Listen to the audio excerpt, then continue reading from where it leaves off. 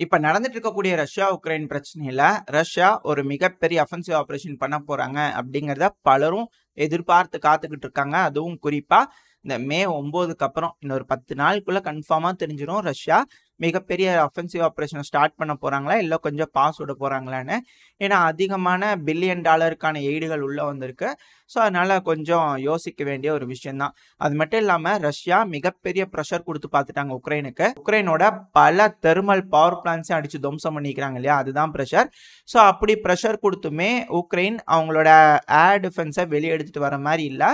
So ரொம்ப சேஃபாக பத்திரமா பதுக்கி வச்சுக்கிறாங்க அப்படிங்கிறது புரிஞ்சுக்க முடியுது. அப்படி இல்லைன்னா அவங்க கிட்ட இல்லையா இருக்கணும். ரெண்டுல ஏதோ ஒரு விஷயம் தான். எதுனாலும் ஒரு 10 நாளுக்குள்ள தெரிஞ்சிடும் உக்ரைன் கிட்ட ஏர் டிஃபென்ஸ் சிஸ்டம் இருக்குதா இல்லையா அப்படிங்கிறது.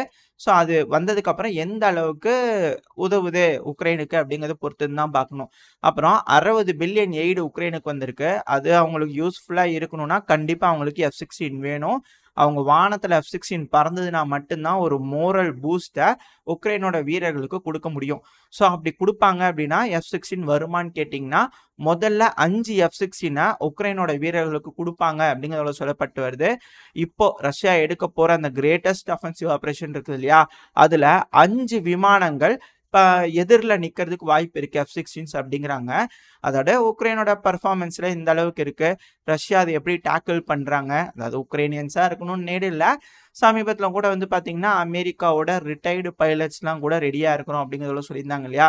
ஏன்னா ஃப்ரீ லீஜியன் தான் உக்ரைனுக்குள்ள வந்து மர்சனரியா ஜாயின் பண்ணி ஹெலிகாப்டர் எடுத்து ஓட்டுற மாதிரி F-16 எடுத்து ஓட்டிக்கலாம்.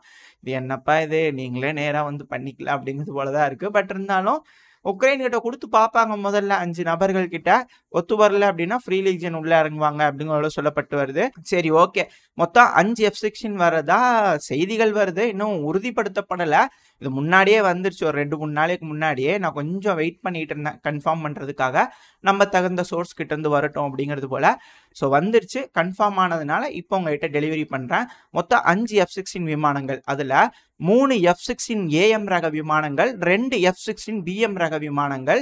இதுல என்னென்ன பிரிகேட்ஸ்க்கு கொடுக்க போறாங்க அப்படின்னு கேட்டீங்கன்னா, உக்ரைனோட 30வது டாக்டிக்கல் ஏவியேஷன் பிரிகேடுக்கு 3 விமானங்களும், 114வது டாக்டிக்கல் ஏவியேஷன் பிரிகேடுக்கு 2 விமானங்களும் கொடுக்கறதா இருக்கிறாங்க.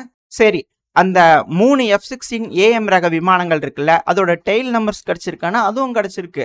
J010, J019, J366.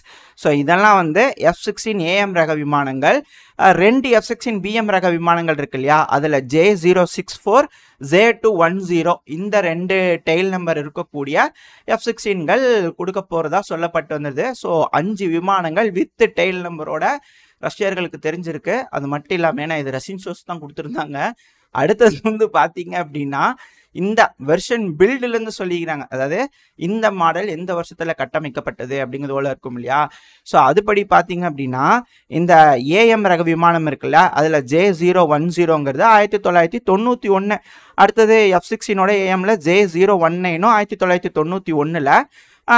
J366 மட்டும் 1988 பண்ணது. இதே F-16 BM ரக விமானங்கள் இருக்குல்ல, அதில் வந்து பார்த்தீங்கன்னா J064ங்கிறது 1988. F-16 BM J210 இருக்கு இல்லையா, அது 1986.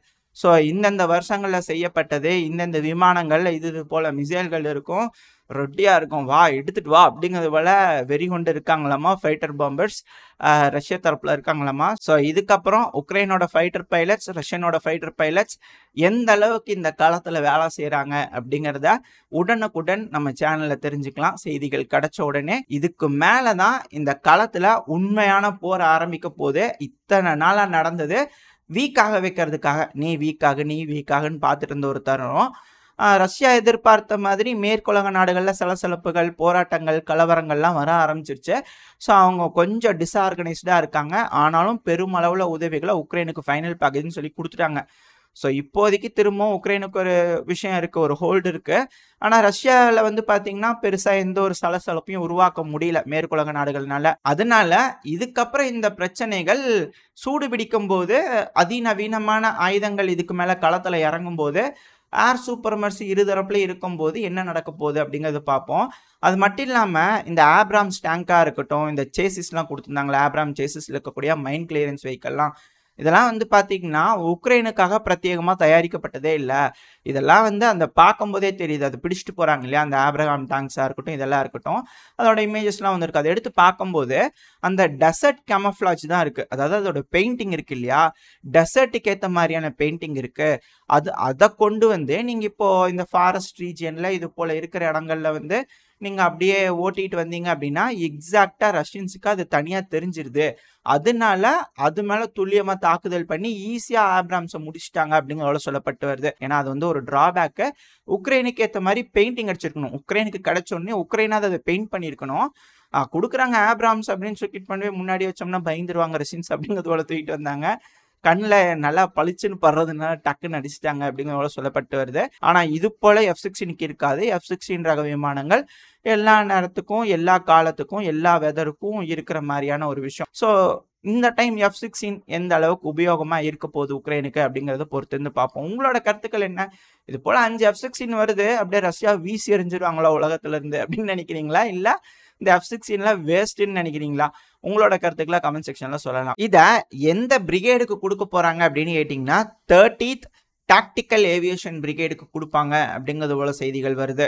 இந்த F-16 கதை கூட பரவாயில்லைங்க. ஆனா லாத்வியாவோட புது ஃபாரின் மினிஸ்டரான பெய்பா பிரேஸ் அவர்கள் அவங்க கிட்ட இருந்து ஒரு ஸ்டேட்மெண்ட் வந்துக்குது. அவங்க என்ன சொல்லிக்கிறாங்க அப்படின்னா, அதாவது இந்த 61 பில்லியன்ங்கிறது உக்ரைனுக்கு போதாதுங்க. அது போதும்னு அமெரிக்கா நம்புறாங்க. அது போதாது.